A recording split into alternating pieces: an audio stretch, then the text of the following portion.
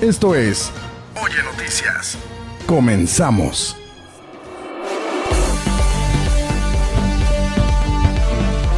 Como siempre, me da mucho gusto saludarles, invitarles para que nos acompañe en este viernes. No como todos los viernes, porque a partir de la próxima semana estaremos los jueves transmitiendo este programa Memorias de Nuestra Gente, y los viernes reanudaremos nuevamente lo que es Plataforma Política. Gracias a todos ustedes que reciben nuestra señal. Estamos en la frecuencia 105.5 de FM. Estamos en las distintas plataformas de Oye a través de nuestro Face Live, y saludamos a los amigos que nos ven en el canal 48 del telesistema de cable en Doctor Arroyo, Nuevo León. Como siempre, me da mucho gusto saludar a nuestra amiga María Elena Irizar Arias. ¿Cómo estás, María Elena? Buenas tardes. Estoy muy bien, muchas gracias. Vamos a platicar de nuestro invitado. ¿Quién es nuestro invitado el día de hoy, María Elena? Bueno, tenemos el gusto y la satisfacción de tener con nosotros a Fernando Vivanco de María Campos, hijo del señor Santiago J. Vivanco Castillo, quien fue un personaje social y político muy importante, no solo de Matehuala, sino del estado de San Luis Potosí, y yo diría que también hizo aportaciones muy interesantes a nivel nacional, ya que su tesis que hizo en el Instituto Tecnológico Autónomo de México, el ITAM, se llamó Producción, Distribución, Industrialización de la Fibra de Palma en México, o sea, un estudio nacional, no un estudio regional.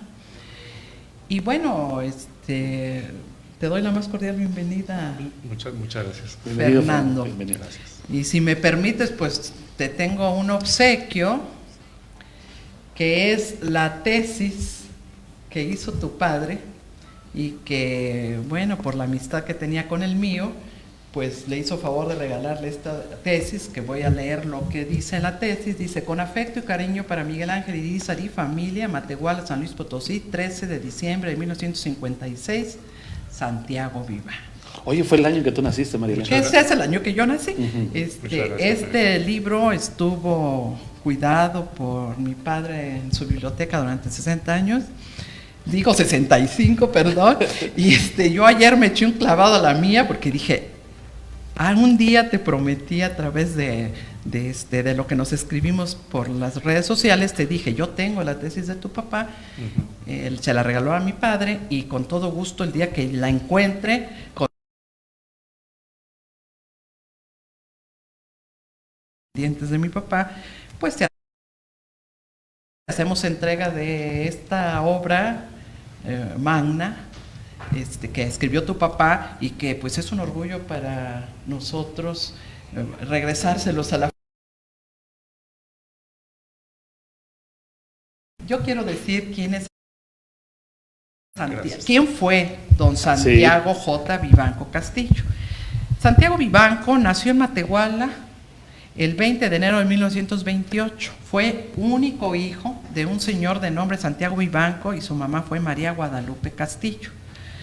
Él es descendiente de un español que estuvo en Matehuala y que empezó a trabajar las fibras duras, el ixtle y de la palma de la región.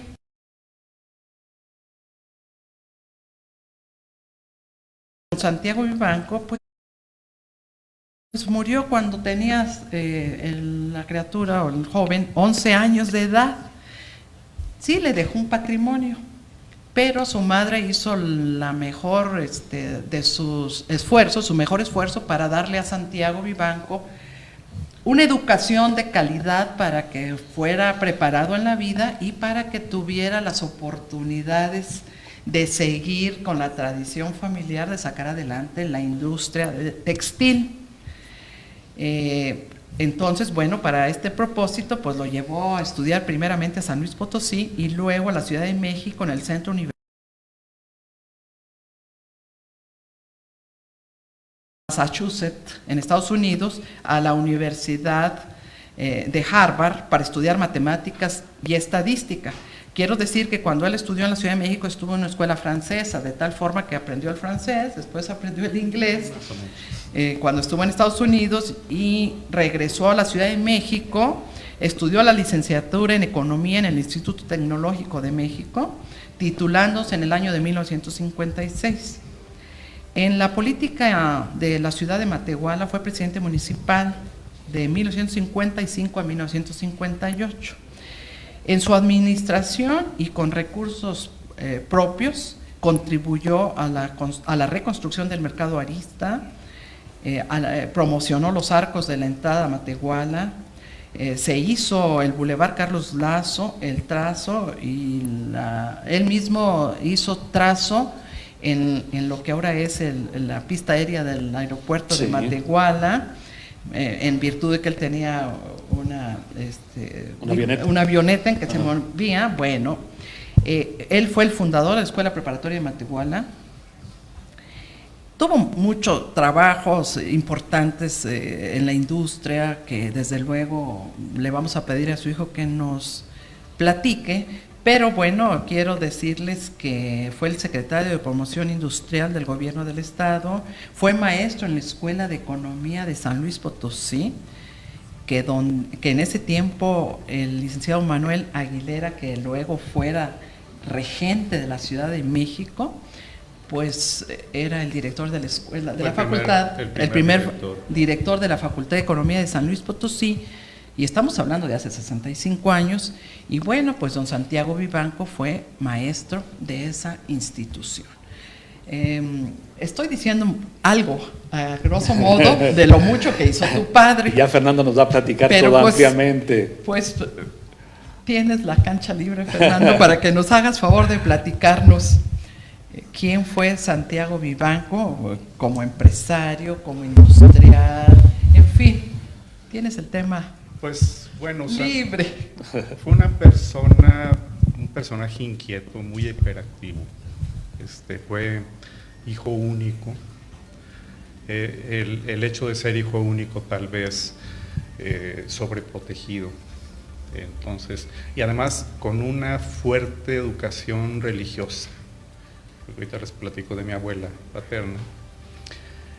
Y mi abuela quería que él fuera sacerdote, o sea, ella quería la santidad, ¿verdad? Finalmente, pues yo creo que eso fue lo que mi papá tomara el sentido contrario, o sea, él quería más progresar en otros sentidos. Tenía ese temor a Dios, pero era más por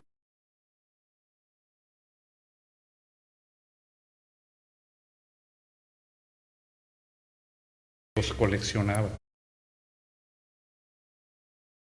Él, en donde iba, coleccionaba amigos y para toda la vida. Entonces, por sus relaciones hizo muchos amigos y tenía algunas características. Y una era, él tenía que sobresalir en el tema en que estuviera. Él, por eso, porque como que se lo tomaba como un reto. Entonces, él no quería ser presidente municipal, o sea, él es que mira, las cosas están muy mal en Matehuala y que hay que mejorar, y pues tú tienes empuje, eres muy dinámico, tal, bueno. Y lo convencieron. Él no quería porque pues veía, estaban los caciques, que eran los que manejaban el estado, y a él no le gustaba eso. Entonces, finalmente lo convencieron, participó. No sé si contendió contra alguien, pero fue presidente municipal. Esto fue del 56, 57 y 58. Y se lo tomó muy en serio.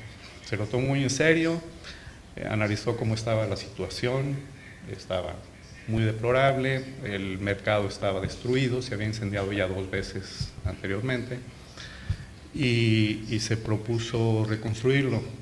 No había recursos.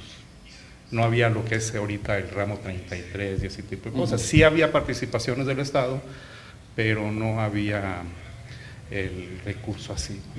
Los prediales y esas cosas, pues no alcanzaban más que para pagar así. Él se fue, él no tenía impedimentos en buscar lo que quería. Entonces, de alguna forma, fue con el gobernador, el tesorero y tal, y lo apoyaron, pero no suficiente. Entonces, En ese tiempo estaba don Alfonso de Vildox como tesorero del municipio y se les ocurrió emitir bonos para que los propios locatarios a largo plazo pudieran pagar los locales, pero respaldados con préstamos bancarios. El problema era que los préstamos bancarios los tenía que respaldar el gobierno del Estado, no querían. Entonces, con estos mecanismos, finalmente convencieron al gobierno y con los bonos empezaron a construir el mercado. Que por cierto, cada semana se publicaba en los medios, en aquellos tiempos, sería el Nuevo Día, el Imparcial, los periódicos, El estado de el cuenta. estado de las arcas del municipio. Y así fue como logró construir el mercado. Hace poco tuve la oportunidad de ver uno de los bonos estos del mercado. Sí, están Muy elegantes. Sí, sí. Muy están- así es. profesionales, ¿no? Sí, Preciosos. la persona que me lo enseñó lo tiene marcado, ¿no? Lo tiene muy bien cuidado ese bono. Ajá. Ya después le vamos a tomar una fotografía para exhibirlo aquí. Era un hombre muy generoso, muy desprendido, y él, creo que pocos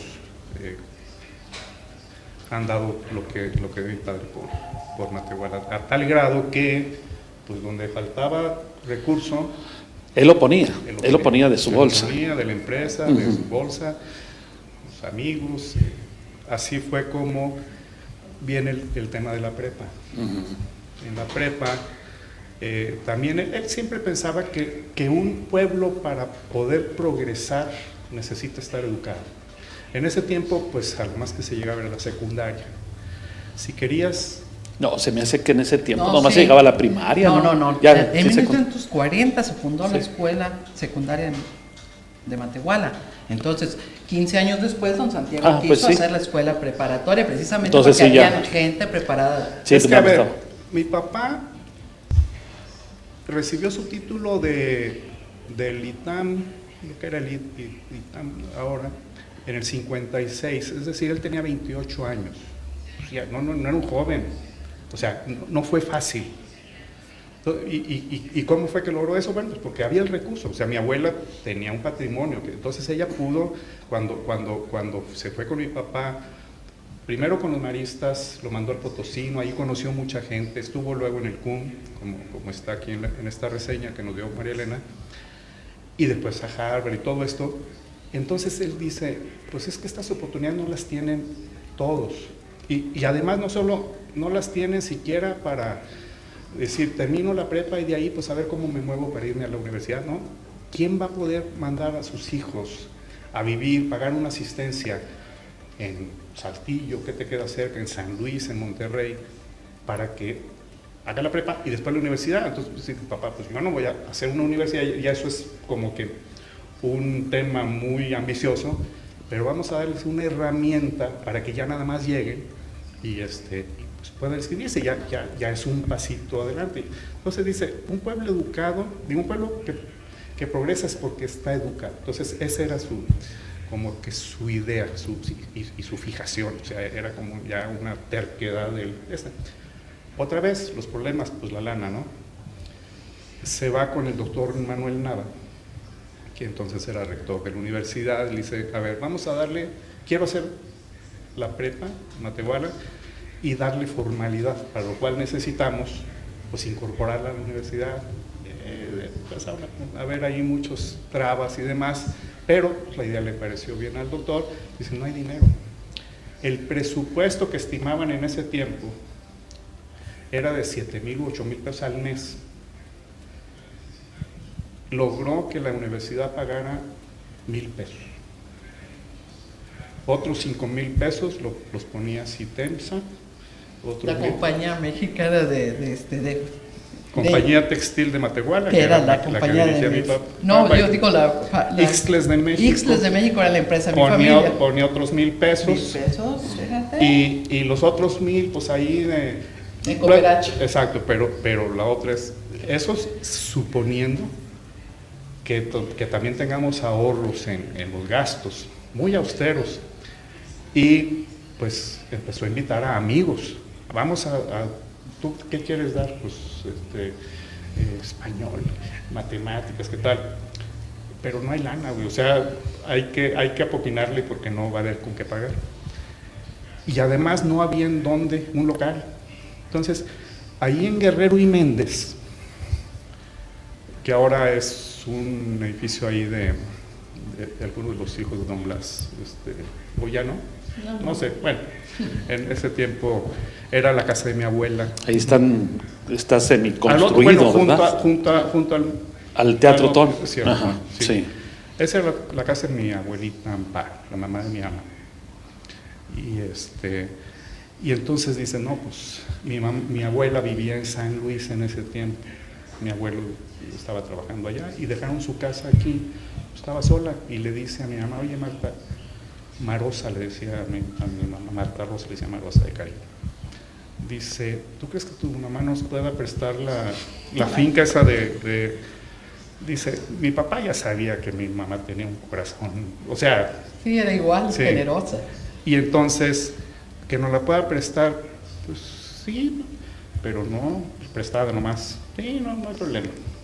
Déjame, le digo, pero sí. Entonces, había 7 habitaciones. Dice, a ver, primero de prepa, segundo de prepa, porque nomás había 2 años de prepa. Supongamos 2 grupos por salón, 2 salones por grupo.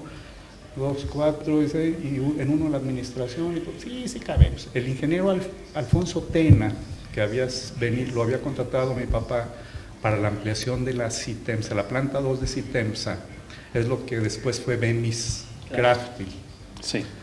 El tema de Bemis ahorita lo platicamos, es otro. Pero entonces el ingeniero Alfonso Tena remodeló la casa, de hecho, él vivía en uno de los cuartos de la casa mientras la estaban construyendo y ahí se inauguró la prepa. El primer director, pues obviamente fue mi papá, don Miguel Ángel. Él después nos dio física, estaba don Neto Pérez que daba literatura, algo así, estaba Florencio Salazar, que fue gobernador del estado y era agente del Ministerio Público en Matehuala. Él daba filosofía, alguna cosa así. Sí. ¿Y quién más estaba ahí? Neto Pérez daba inglés, era Fernando Gómez Madrazo. Y había un primo de ellos, Fermín Madrazo, le decían español, primo de ellos, le decían Fermín doble golpe, porque se llamaba Fermín Madrazo y Madrazo. Por eso doble. Él pues trabajaba en la Casa Gómez Azcárate con sus primos. Él se vino a hacer mundo de España y entonces le dice mi papá, él y Alfonso Tena, oigan, pues ya saben, vamos a hacer la prepa. ¿Les entusiasma dar clase? Sí, encantados. Y Fermín levantaba la mano. Santiago, yo quiero dar historia de México. No, Fermín, mira, puedes dar literatura española, puedes dar No, venga, vale, que yo quiero dar historia de México. Fermín, si tú das historia de México, te van a aplicar el 33 constitucional y no vas a dar ni una ni otra. Así fue. Y así fue como consiguió a todo su plantel, digamos, y la prepa estuvo funcionando ahí, no me acuerdo, 3 o 4 años. Y mi mamá, que tenía todos los terrenos de la Santa Marta y de la República, como hasta las Joyitas por allá, pues esos terrenos estaban desocupados. Entonces a ella le pidieron prestado el terreno donde actualmente se construyó la prepa, y ahí se construyó, en terrenos también de la familia, que por cierto nunca, se los pidieron prestados y se quedaron ahí, ya Bueno, pero los han cuidado bien. Los han cuidado bien, sí. Uh-huh. Entonces ese es más o menos el tema de la prepa. Pero ¿y cómo empezó la construcción luego, Fernando? La construcción, lo que fue la prepa original fue ahí en Guerrero y Méndez, y ahí ya después ya estaba más incorporada a la universidad, y seguramente que la universidad ya tenía un presupuesto, no tanto, pero bueno, dijeron, mire, ya tenemos el terreno, yo creo que ahí ya mi papá y mi mamá no intervinieron económicamente. Pero, a ver, dentro de lo que estuvo mi papá como como alcalde aquí en Matehuala, pues por ejemplo se construyó el rastro. ¿En dónde se construyó el rastro? En terrenos de mi mamá. También ahí lo prestaron el terreno. Eran donados. El Club de Leones. El Club de Leones. Mi mamá tenía, como te digo, era un corazón. Bueno, también ella había donado donde se había hecho el primer hospital de salubridad, sí, que es donde ahorita está el ISSSTE. Sí, pero ese no lo donó, ese sí se lo habían bailado, porque ese sí se los fue a cobrar. Sí, eso ese después sí se los fue a supe cobrar yo. después, sí. Sí, pero ese terreno era de tu mamá. Ah, sí, era mi mamá. Sí, ahí desde donde está Matamoros, Sí. Justamente la calle Santiago y Banco, hacia pues todos esos terrenos eran de ella. Entonces hay muchos, el rastro, y bueno, obviamente terrenos para iglesias que se hicieron ahí en la República. Y cuando mi mamá enviudó, que fue en el 69, ella quedó muy mal, porque bueno, ahí es el tema, o sea, mi papá, después de ser un hombre de mucho éxito, de mucho dinero, todo, pues decayó y pues, prácticamente quebró. Una historia así muy compleja. Entonces mi mamá quedó viuda, primero joven, tenía 39 años, con 7 hijos, a los que había que darles de comer, y sin dinero. Antes de eso se había construido la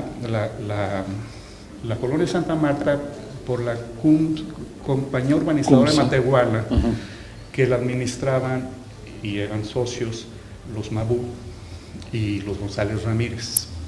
Familiares de tu mamá. Familiares de mi mamá, y que también son de aquí, nomás que ya tienen muchos años en Matehuala. Y entonces fraccionaron, construyeron la Santa Marta como un negocio. Santa Marta se llama por tu mamá, por el nombre de tu mamá. Y la República eran terrenos totalmente en greña, o sea, no había nada ahí. Cuando mi mamá enviudó, se fue a trabajar con ellos en la oficina como secretaria. Y entró a estudiar la escuela preparatoria de Matehuala. De Matehuala. Ella iba un año adelante que yo en ese tiempo. Y le pagaban 1,000 pesos mensuales, o sea, y con eso, pues ahí como podía. Pero ahí tuvo la suerte de que con los Mabú y los González Ramírez le dijeron: oye, Marta, ahí están todos esos terrenos, son tuyos. Pues sí, pero vamos a fraccionarlos. Nosotros ponemos la lana para fraccionarlos, y pues ahí vamos. Entonces, de alguna forma eso fue lo que salvó a mi mamá y pues a Manuel hasta que murió ella. Ella tuvo suficiente para vivir, digamos, dignamente. Entonces, esa es la historia de la prepa. Muy bien, Fernando, vamos a seguir platicando todo. Empieza apenas aquí la plática con Fernando Vivanco, platicando acerca de don Santiago J. Vivanco, expresidente municipal de Matehuala. Así que vamos a hacer una pausa y vamos a regresar. Por favor, siga acompañándonos. Gracias por seguir con nosotros. Estamos de regreso. Memorias de nuestra gente. El día de hoy platicando con Fernando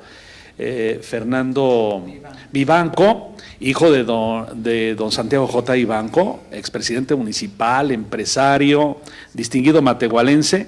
Vamos a invitarles para que nos hagan llegar sus comentarios vía WhatsApp a nuestro número y, por supuesto, en esta transmisión que estamos llevando a cabo también a través del Face. Adelante, María Elena. Ahorita vamos a leer los mensajes que nos están llegando. Es muy emocionante hablar de tu papá, sobre todo quienes tuvimos el gusto de conocerlo, porque siempre veíamos esa dinámica, esa energía que le ponía todo. Yo recuerdo cómo llegaba platicándole a mi papá sus proyectos, y hay muchas anécdotas. Dice mi papá que un día le dijo: a ver, Miguel, ¿cómo vamos a hacer los arcos de Matehuala? Porque quería él que Matehuala tuviera un signo de identidad. Ajá. Y entonces pues platicó con los Madrazo, sí, que manejaban la cervecería de la Carta Blanca, y en pláticas comunes le dice: oye, ¿cómo le vamos a hacer? Dijo mi papá: es muy sencillo. Como mi papá había estudiado física y matemáticas, igual que tu papá, dijo: pues es muy sencillo. Agarró un listón y lo jaló. Dijo: miren, fíjense cómo se va haciendo la forma. ¿Dónde te gusta? ¿Dónde te gusta? Y entonces pues se hace El arco natural. Dijo, ya nomás lo volteamos y ese es el arco. Sí. Sí, así fue la plática, mi papá me lo dijo, yo dije, ay caray, porque tú ves los símbolos, pero no sabes qué está atrás de esto. Y por iniciativa de tu papá y por impulso de tu papá, se hicieron esos arcos como un símbolo. Y hay una historia, bueno, hay una razón, digamos, por qué se hicieron los arcos. Digo, yo creo que hay, como tú dices, es un simbolismo, es darle la entrada, la bienvenida al pueblo, a los visitantes, y pues también es un símbolo como de orgullo de tener de identidad. Matehuala.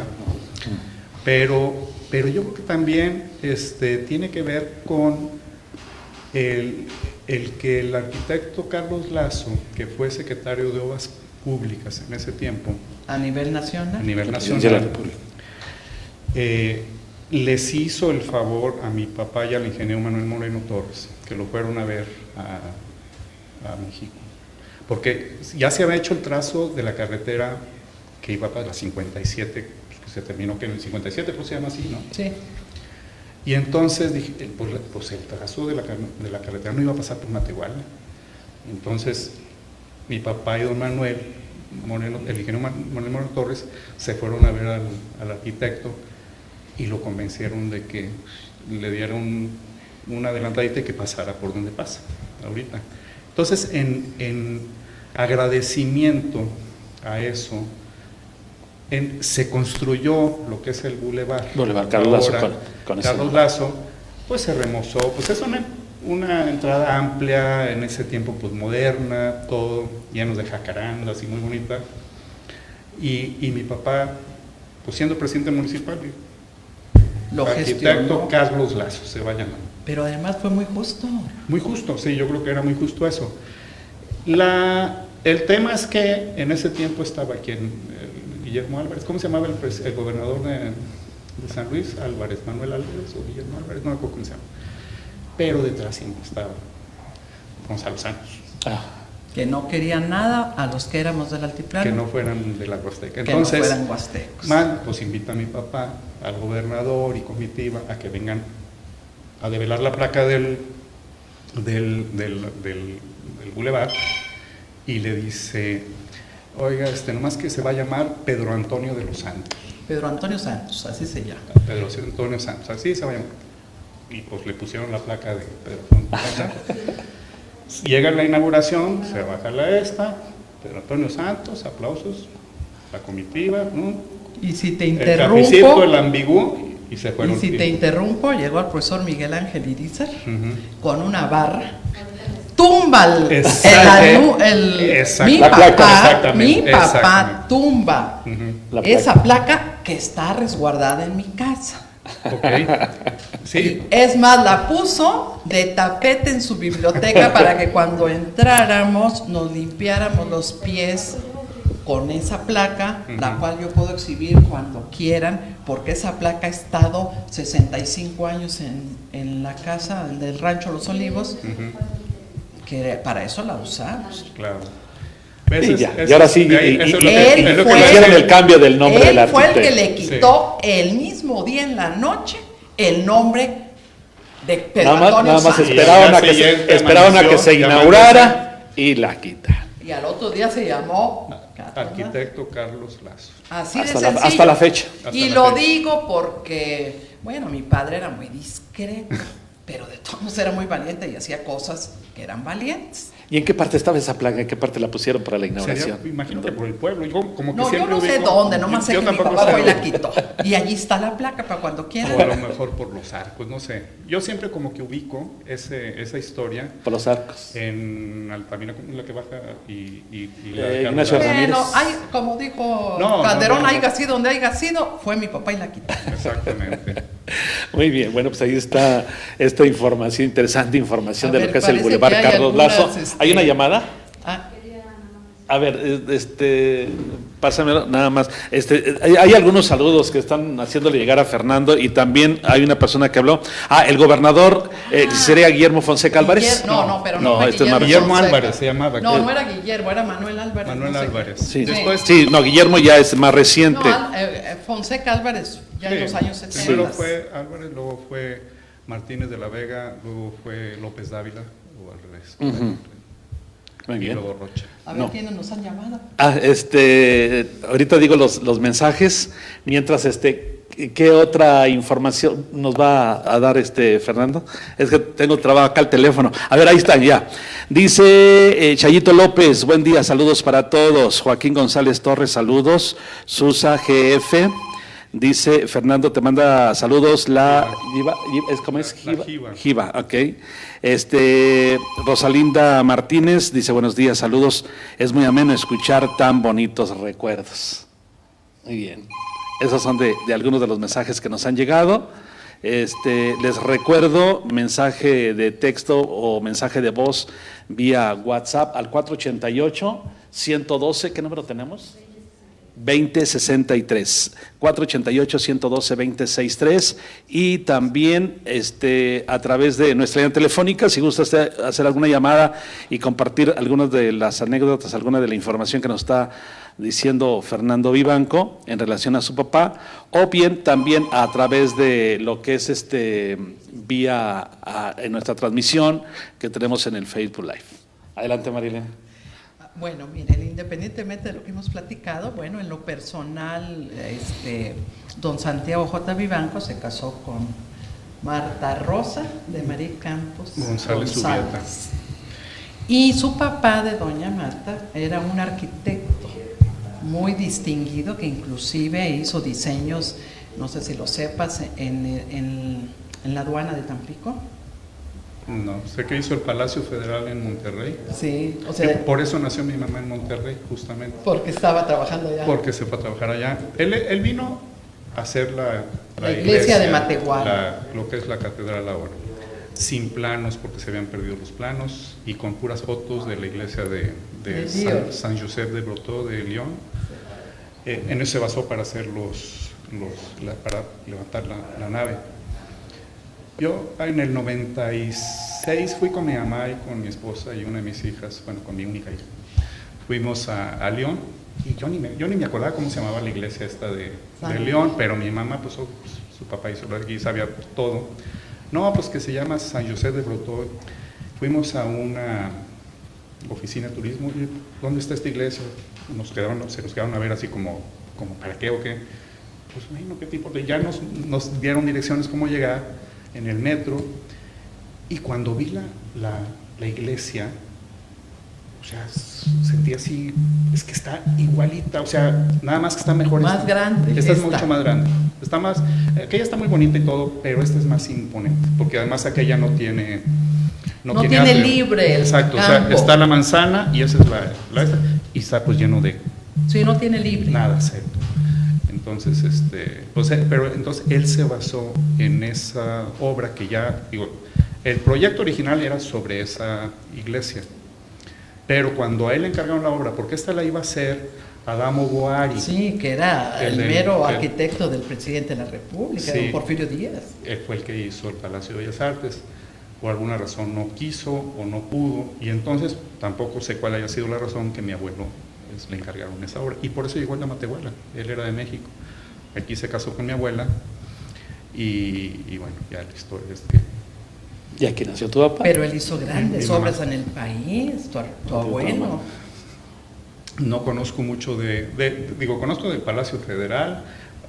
Sé que, por ejemplo, en San Luis la Caja del Agua tiene unos pilarcitos que se los pusieron allá por los 30s. Y lo hizo tu abuelo. Eso lo hizo mi abuelo, o sea, porque son de cantera y asimilan a la pero eso no es una obra grande, pero sí, sí hizo algunas cosas más modernas, por ejemplo la gasolinera que está, la de González Dávalos, en Lomas Primera, ahí en San Luis, en la diagonal, por donde está la bandera, hay una gasolinera, pero bueno, también yo no conocía a mi abuelo, él murió antes que naciera él.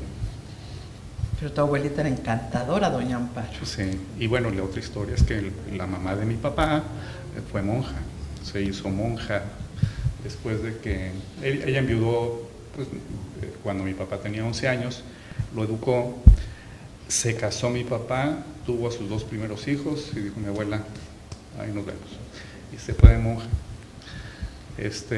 Fundó una congregación en México. Ahorita la congregación sigue viva en Puebla. Y pues a mí no se me hacía muy extraño tener una abuela monja. Pues, cuando yo nací ya era monja, pero me doy cuenta que no todas las personas tienen abuelas monjas, ¿no? Muy bien, vamos a hacer una pausa nuevamente, ya regresamos para concluir este programa hablando de la vida del licenciado Santiago J. Vivanco con Fernando Vivanco, su hijo. Una pausa, ya regresamos. Seguimos en Memorias de Nuestra Gente, el día de hoy platicando con Fernando Vivanco, hijo del licenciado Santiago J. Vivanco. Vamos con un mensaje de voz para preguntarle algo a Fernando. A ver, adelante. José Paz, hola, muy interesante la entrevista, no seas malito, pregúntale por la Plaza de Toros, por favor, y su gran afición a la tauromaquia, Santiago J. Vivanco, a ver si cuenta cuando se arrojaba, se metía de arrojado a torear, que también fue aficionado práctico a la tauromaquia. A ver si nos puede platicar algo. Muy bien. De hecho, la plaza lleva el nombre de tu papá. Sí. Ajá. Pues en aquellos tiempos la plaza como que estaba abandonada y mi papá le gustaban los toros. Entonces, pues hizo como que empresario, entre comillas, de la plaza, pues para poder tener un lugar donde hacer las corridas de aficionados, de sus amigos. Ajá. Y los carteles que habían en ese tiempo pues eran... ¿Sus amigos? Sí, sus amigos. Y pues eran vaquillas que toreaban ahí, hasta que empezó a traer figuras un poco más reconocidas. Aquí, antes de que tomara la alternativa, estuvo Eloy Cavazos. Antes de tomar su alternativa, fue de las primeras plazas que tocó. Estuvo Evaristo Zambrano, los Hernández de San Luis, Hernández Andrés, el ave de las tempestades, don Lorenzo Garza. Uh-huh. Estuvieron aquí y no fueron muchas corridas, pero sí fueron muy vistosas, cuando menos. Y luego hacían sus corridas entre amigos, por ejemplo, Alfonso de Vildox, hijo, Torres, mano a mano con mi papá, Santiago, mi hermano, que era un niño de 14, 15 años, y ¿quién estaba? Un ABA, no me acuerdo quiénes eran los... El que es veterinario. ¿Quién es? Rogelio Nava. Sí. Rogelio. Bueno, don Pedro, el doctor Jauregui era clavadísimo en los toros. Yo no sé si la afición de mi papá de los toros la agarró como algo que ya lo traía o fue novedad. Pero la cosa es que sí se metió mucho. Mi mamá, claro, sufría enormemente con las corridas porque lo agarraba el toro y lo sangoloteaba y hubo una corrida en donde está muy padre, está en YouTube, donde recibe al toro a Puerta Gallola. Mi papá hincado, como con unos 6 whiskies, ¿verdad? Para darse valor, y lo agarra y le da vuelta y ya al ratito ya lo cogió el toro, lo tumbó. Muy divertidas se ponían las... No, muy peligrosas. Muy peligrosas, claro. Porque esa vez yo estaba allí y dijo mi papá, ay, está loco Santiago. Bueno, eso fue lo que mi papá dijo. No, y pues sí, con mucha razón. Hacía muchas locuras, mira, a ver. Te digo que mi papá era como que se ponía retos y le gustaba apostar a que lo podía hacer. Y un día apostó ahí con sus amigos, a ver, a que me voy de aquí al Huizache de reversa. Así. No, hombre, estás loco, no sé cuánto. Pues se fue de aquí al Huizache de reversa. O sea, 80. Pobre motor. Sí, así de reversa. ¿Qué más cosas? Hacía muchas locuras así de ese nivel. Era hiperactivo, era así muy inquieto. Y claro, los toros, en la avioneta, a ver, para mí era... Pero primero platícanos, o sea, ¿cómo diseñó él la pista? Porque tenía su propio avión, él lo piloteaba, bueno, y luego ya... Sí, okay. Para que hay que entender un poco por qué necesitaba una avioneta. O sea, la industria de la lechuguilla, la palma china, todo esto, pues creció mucho, pero se detuvo en la Segunda Guerra Mundial. En la Segunda Guerra Mundial tanto los yucatecos con el Sisal, lo que es el Enequén, como la zona de los estados Zacatecas, Coahuila, Tamaulipas Y San San San Potosí. Luis, que producían el ixtle, son fibras muy parecidas. Todo se exportaba tal cual, en pacas, sin procesar. Pero, y en Yucatán, hasta donde sé yo, nunca llegaron a darle un valor agregado a la fibra dura. Se quedaron en pacas. se vendía. Y se vendía a toda Europa, casi Yucatán se vendía a toda Europa, aparte de Estados Unidos. Y esta parte de acá se vendía prácticamente todo Estados Unidos. Cuando aquí empieza a haber telares, en Saltillo, en Tamaulipas, aquí en San Luis, empieza a haber telares, pues muy bien, porque se empiezan a hacer cordeles, se empiezan a hacer Costales. arpillas, las costales para el azúcar y todo. Y la industria tuvo un boom, pero llega la Segunda Guerra Mundial y los gringos se empiezan a agarrar todo y dejan desabastecido el mercado nacional. Aquí, por decir un número, se pagaba 10 centavos el kilo, el bulto, lo que fuera, y allá lo estaban pagando en $1. Entonces, pues no, aquí no caía nada, y estábamos rodeados de isla, pues no. Cuando termina la Segunda Guerra Mundial, empieza a reactivarse la economía de la industria, y entonces, y además coincide todo eso con que mi papá ya toma riendas de la empresa. Pues él era un jovencillo en esas épocas, pero ya toma la rienda de la empresa, se construye Citemsa, y don Manuel Gómez Madrazo, que eran muy amigos de mi papá. Y socios, ¿verdad? Bueno, fueron socios en una tienda que se llamaba Gobi, muy ingenioso, Gobi, Gómez Vivanco. Entonces, empiezan a poner maquinaria y todo, y a tener muchos clientes, y dice mi papá, necesito un avión, porque era imposible ir a ver a clientes en el sur de Texas, en Alabama, en todos estos lugares, y en Sinaloa, y tomar un avión saliendo de aquí en Matehuala, pues si no había ni carretera Al Huizache. era de tierra. Entonces era muy complicado. Entonces dijo, necesitamos un avión. Compraron un avión, la empresa, y contrataban a un piloto que viniera a pilotearle cuando él necesitaba. Pero los pilotos de San Luis que le volaban a agentes, empresarios de San Luis, pues tenían mucha demanda y a veces no lo podían atender. Entonces un día le dice al capitán Gilbert, se llamaba, a ver, capitán, ¿Cómo se maneja? enséñame a volar, ¿cuánto tiempo se tarda? No, licenciado, mire, a ver, vamos a ver. Primero la teoría, pues son unos 3 meses, tiene que saber navegación, la orografía del terreno, la geografía, cuestiones de emergencia, todo, ¿verdad? Para lo listo que era tu papá, eso se lo echaba. Y en luego un día. dice, y de práctica son 40 horas de vuelo para que le den la licencia. Mira, Gilbert, te hospedamos aquí en Las Palmas, que está aquí atrás de la pista, pídete una semana de vacaciones, 5 horas diarias, 8 horas diarias en 5 días, 40 horas. Y ahí la teoría me la vas platicando cuando vayamos a volar. Y así era tu padre. Y así aprendió a volar. Nomás por eso se estrelló 2 o 3 veces. Nomás. Pero salió vivo. Pero salió vivo, ¿sí? Mira, tuvo un accidente muy fuerte que fue en el rancho de Coronado, que iba con el dueño, con José Hernández, y se les oscureció. Mi papá, y no sé si venían a Matehuala. Eso está en el municipio de Venado. Sí, está Chancaquero y por ahí. Sí. Y entonces dice, ya no voy a llegar, ya estaba pardeando el día. Entonces dice, no, pues voy a aterrizar aquí. Pues ahí tenía, don José volaba, su avión también, tenía avión. Y venía con él. Yo, la verdad no sé ni a qué iban ni por qué iban juntos. Aterrizan y de repente una barda enfrente. Y se levanta, pegan las llantas en la barda, en la parte de arriba, hace vuela, como dicen los clavadistas, vuelta de holandesa al frente con quién sabe cuántas. Sí.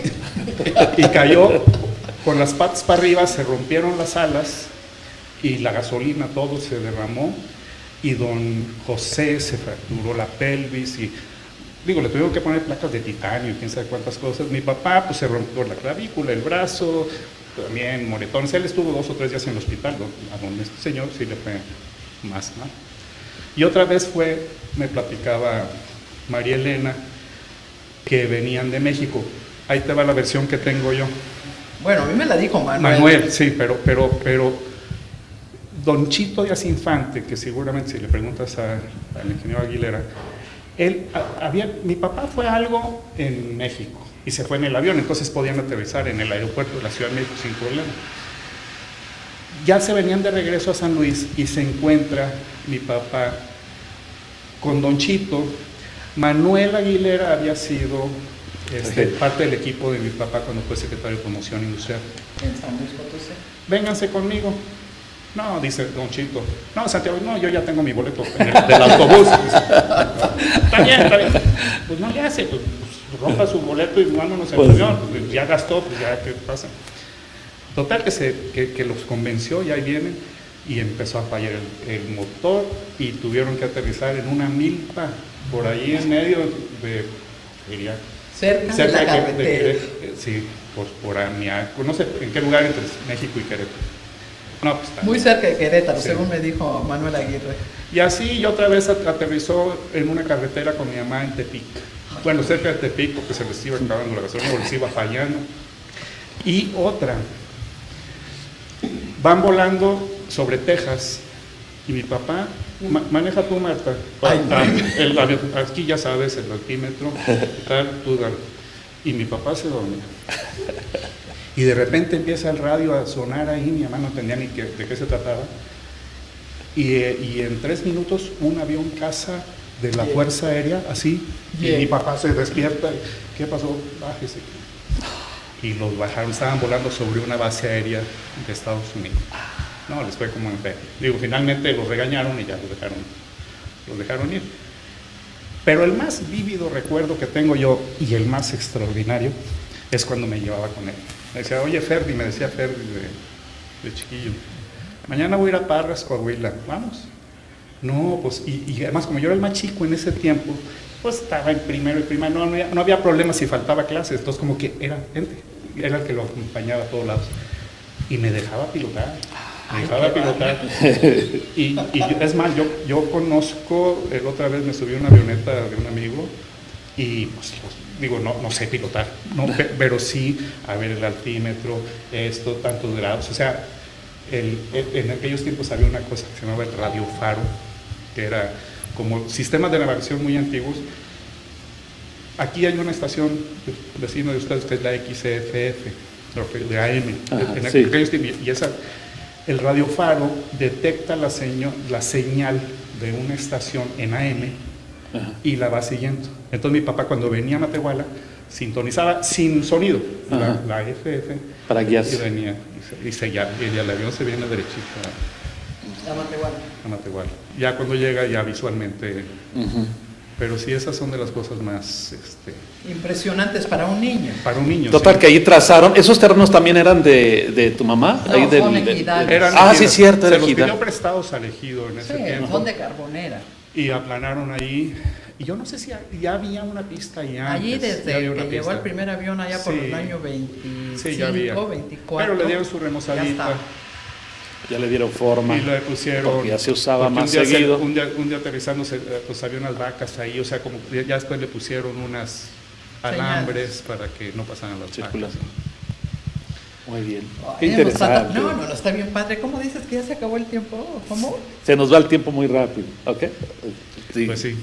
Sí, es la 1:30 p.m, pero podemos nada más dar un final. ¿Qué nos faltó? ¿Qué nos falta por platicar de tu papá, Fernando? Mira, Digo, desde yo que sé que digas qué mucho falta, más. nomás digo yo rápido. Ajá. Doña Marta de María Campos, tu madre, era todo lo contrario a como era tu padre. Ajá. Así es que tu madre era la balanza que más o menos controlaba o nivelaba a tu papá. Sí, pienso que sí.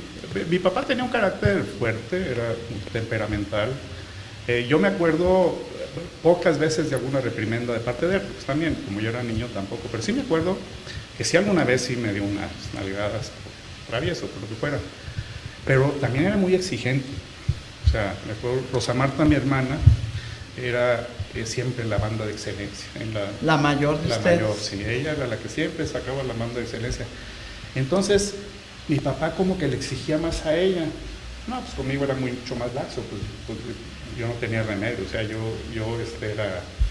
era más flojo y demás, pero sí era exigente, era carácter temperamental, y yo creo que pues finalmente ese carácter le ayudó a lograr sus objetivos, sus metas, sí.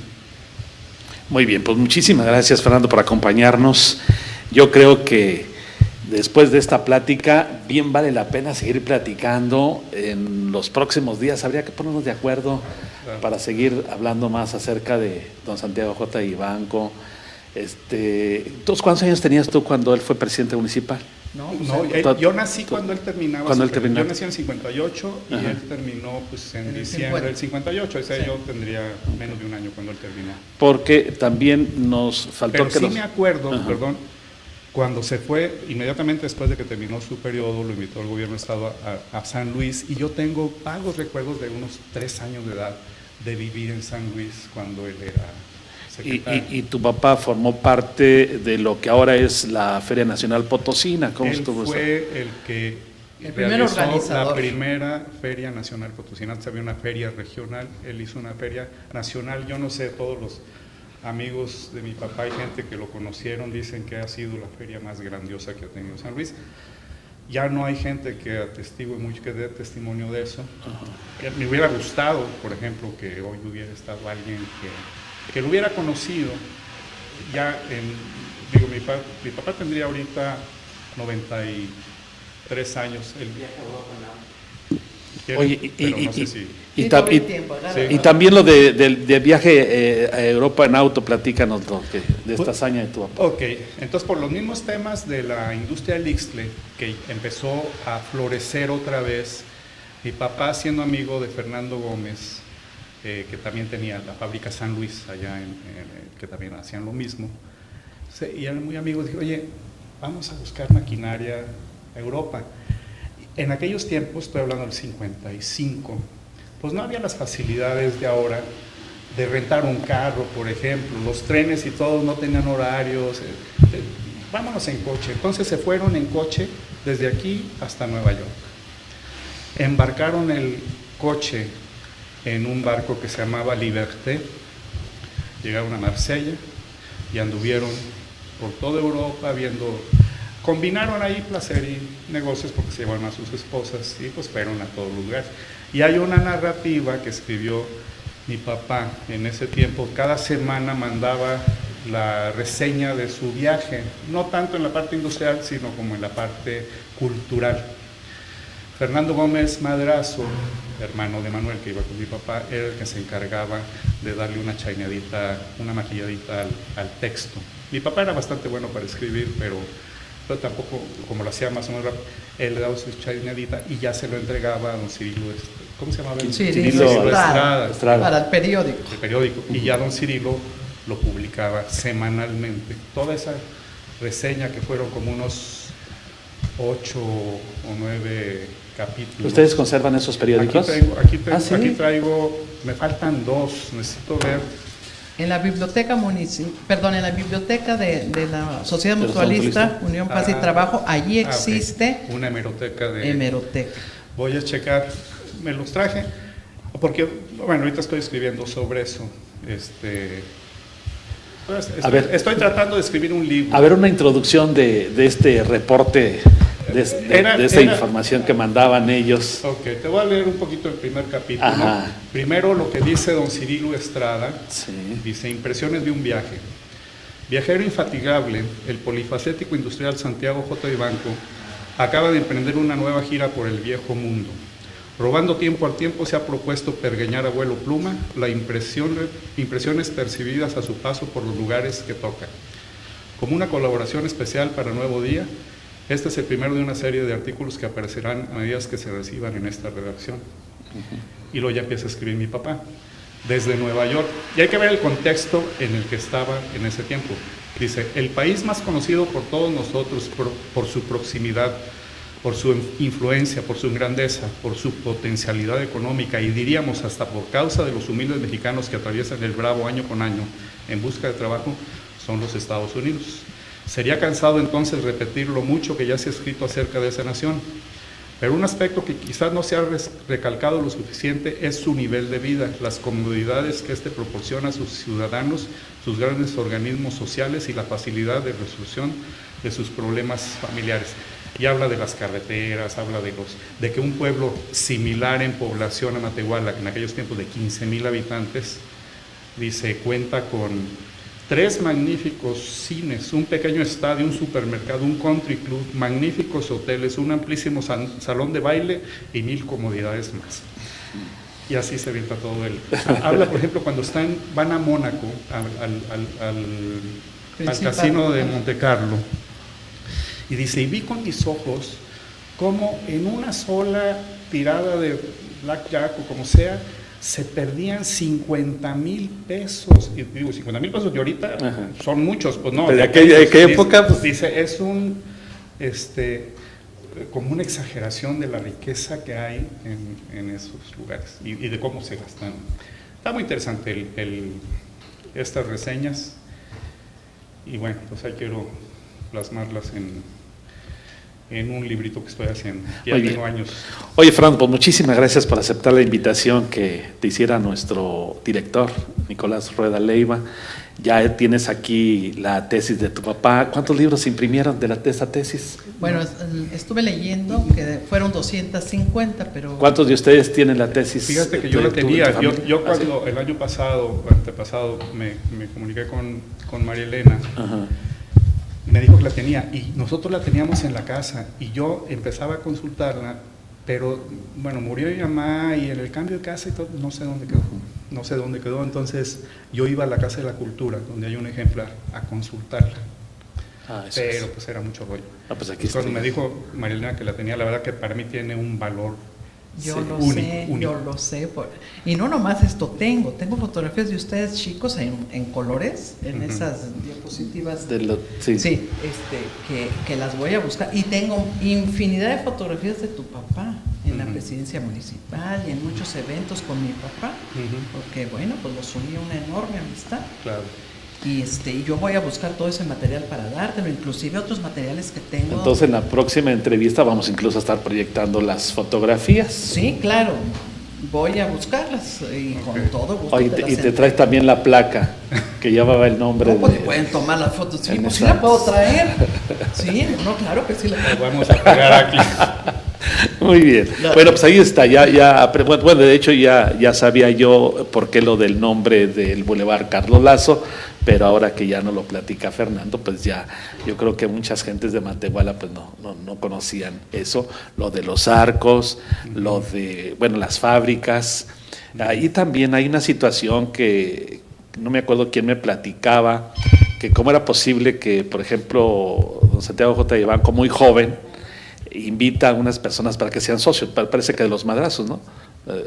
A ser socios, que dicen que qué tanta habilidad no tenía este joven, que logra convencer para que fueran socios de él, siendo él muy joven, y invertirle, o sea, inyectarle lo que es recurso. ¿Tenemos una llamada? Sí. A ver, vamos con una llamada. Bueno, buenas tardes, ¿quién nos habla? Sí, a ver, perdón. Sí.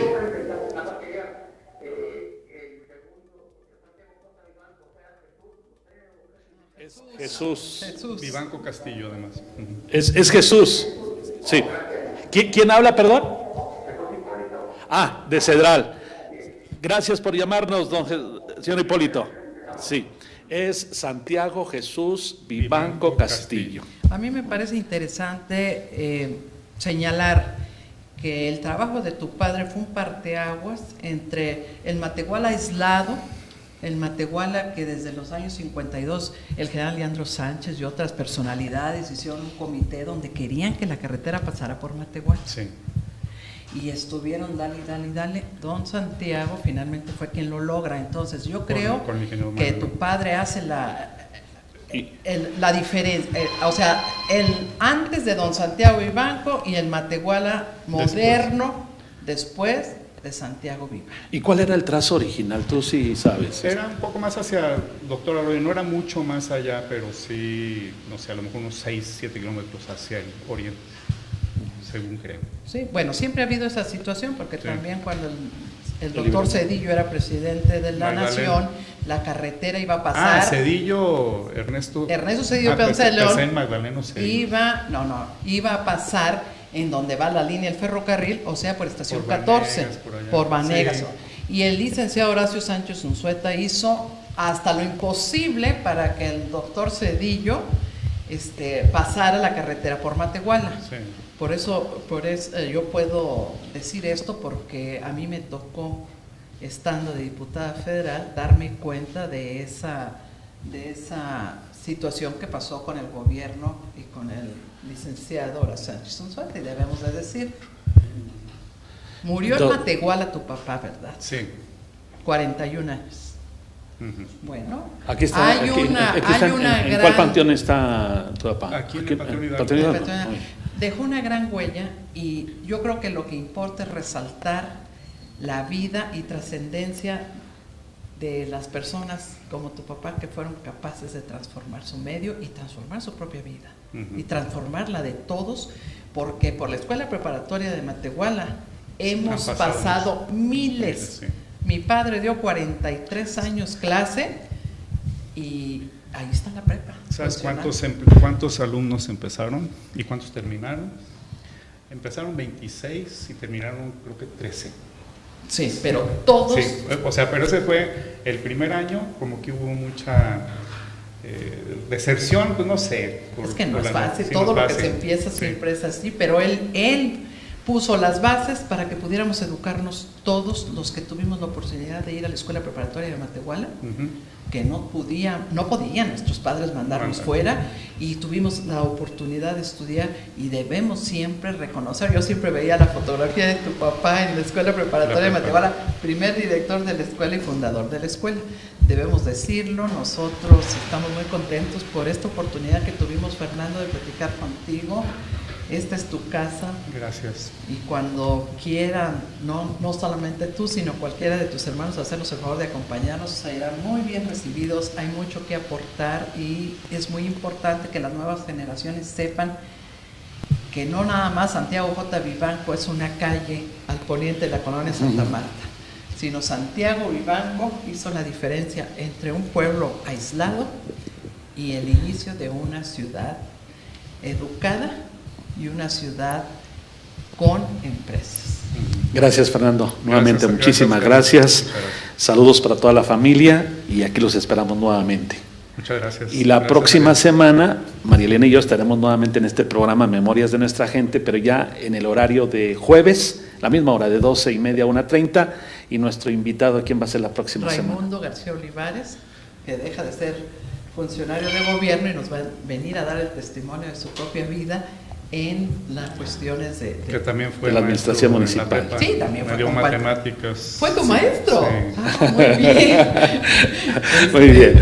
Bueno, pues muchísimas. Antes de irnos, otro telefonema ya para despedirnos.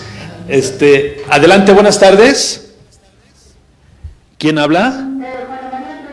A sus órdenes, Juana María, dígame.